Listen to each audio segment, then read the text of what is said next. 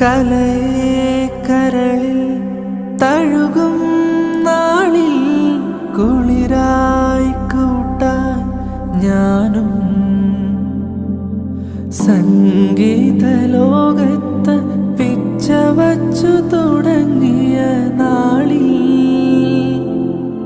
രചനകളിൽ വിരിയും പുതുപിറവി ഒന്നിച്ചൊന്നായി ഞങ്ങളിവിടെ പറയുവാൻ വാക്കുകളില്ല